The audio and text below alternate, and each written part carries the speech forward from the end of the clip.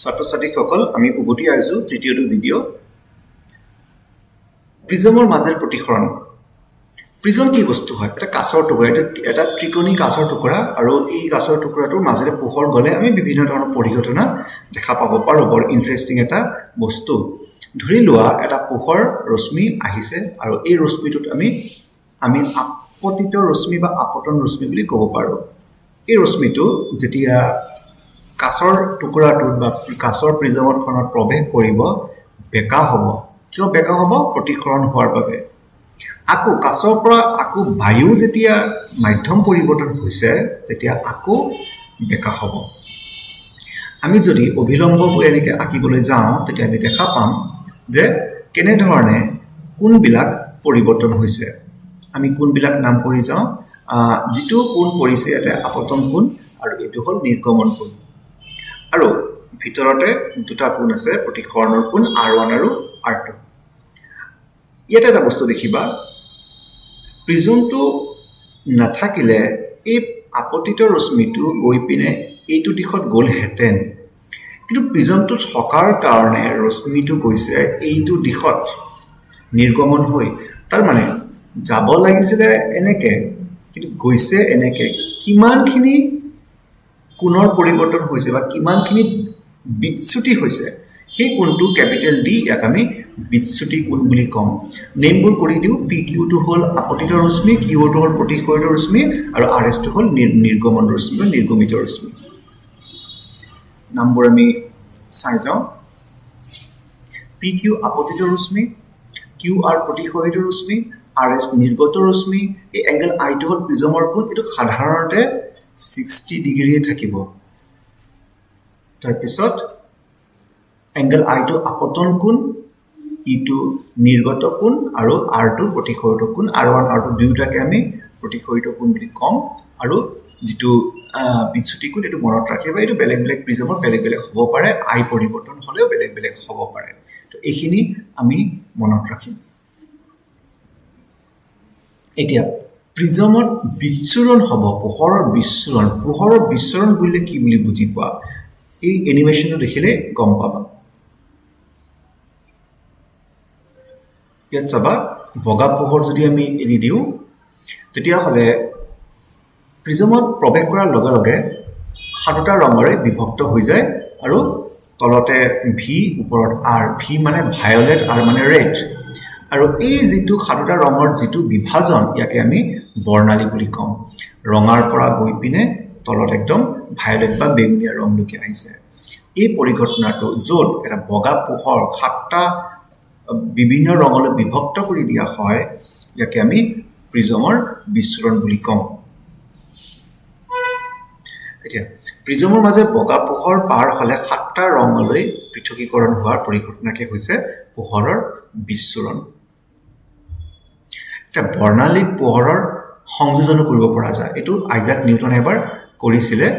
বগা পোহৰটো ইয়াতে এনেকৈ পাৰ কৰিছিলে কৰাৰ পিছত দেখিছে সাতটা ৰঙলৈ বিভক্ত হৈছে বা পৃথকীকৰণ হৈছে এই সাতটা ৰঙক আৰু আমি পৃথকীকৰণ কৰিব পাৰিম নেকি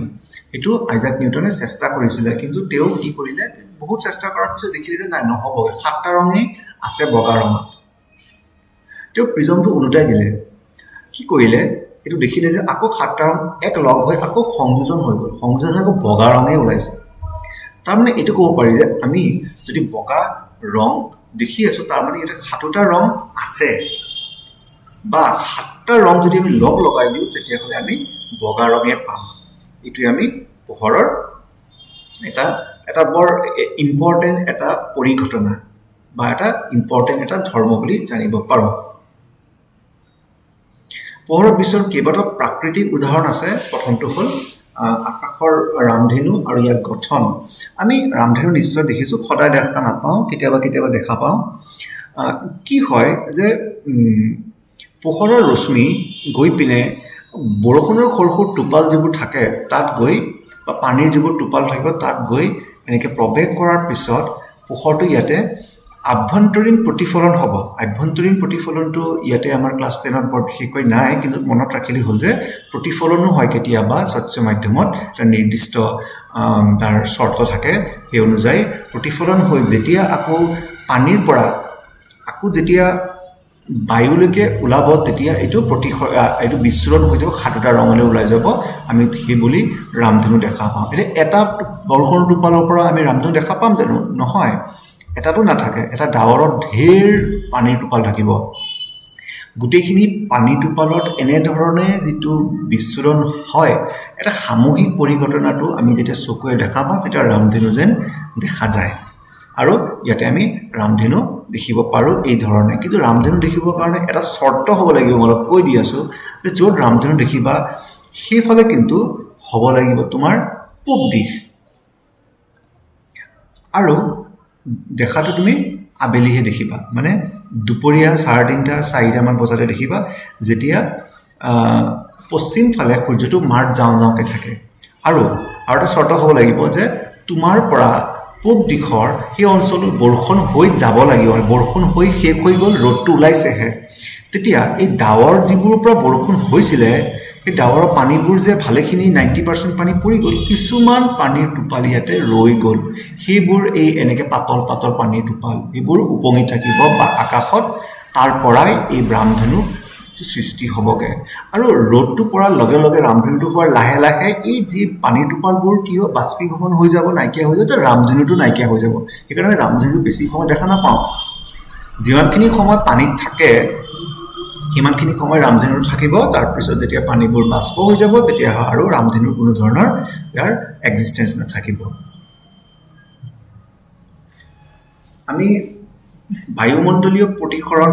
বিষয়ে অলপমান আলোচনা কৰোঁ এইটো ভিডিঅ'তে। আমাৰ বায়ুমণ্ডলটো অকল এটা তৰফ নাই, কেইবাটাও তৰফ আছে, আৰু যিমান ওপৰলৈ গৈ থাকোঁ বায়ুৰ ঘনত্বটো ক্ৰমান্বয়ে কমি কমি গৈ থাকিব। এই বগা ৰেখাডাল আমি দিগন্ত বুলি ধৰি লৈছোঁ, মানে আমাৰ যিটো হৰাইজন বুলি কয়। যদি তৰা এটা ইয়াতে আছে,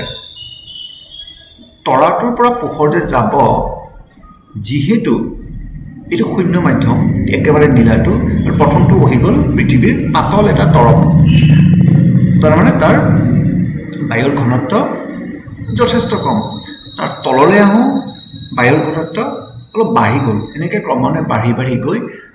মানুহ য'ত থাকে তাত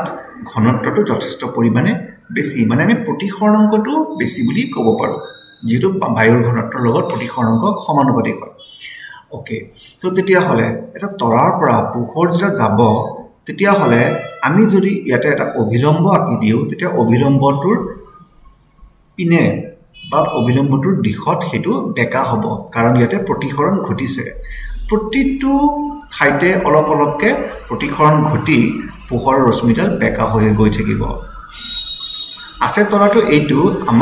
আমাৰ দৃশ্যত আমি দেখিম যে তৰাটো এইখিনিতে আছে, এইখিনিতে মানে আমাক ইয়াত থকা যেনহে অনুভৱ হ'ব। তাৰমানে তৰাৰ আচল স্থানটো বা প্ৰকৃত স্থানটো ইয়াত আছে, কিন্তু দেখা পাই আছোঁ ক'ত, অলপমান আঁতৰত, অলপমান ওপৰত, বা অলপমান এটা আপাত স্থিতিত। এইটো কিয় হৈ আছে? এইটো বায়ুমণ্ডলীয় প্ৰতিসৰণ। তুমি য'তে তৰাটো দেখিছা এইটো মন কৰিবা, আজিৰ পৰা একজেক্টলি এই জেগাটোত নাই।